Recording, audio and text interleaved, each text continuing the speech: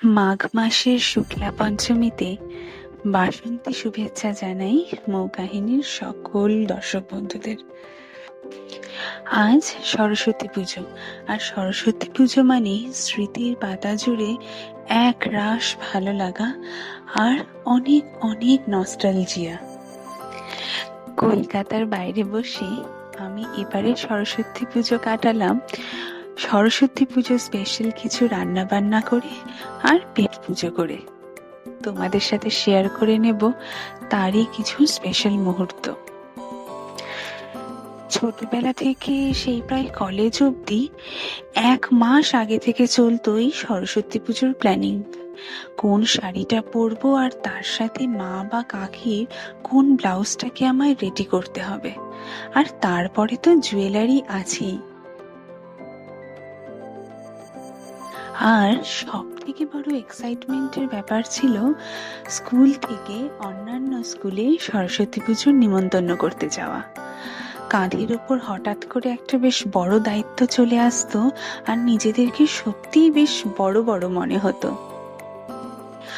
স্কুলে যাওয়ার সেদিন এক আলাদাই তাড়া।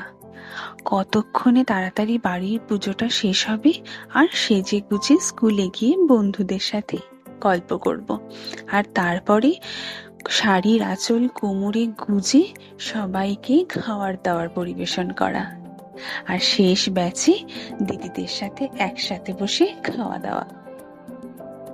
কথাতেই বলে বাঙালির সরস্বতী পুজোই কিন্তু আসল ভ্যালেন্টাইন্স ডে, আর সত্যিই তাই। স্কুলের সময় বন্ধুদের সাথে প্ল্যান করে তাদের স্পেশাল বন্ধুদের সাথে দেখা করানো, কিংবা স্টুডিওতে গিয়ে চট করে একটা ছবি তুলে নেওয়া।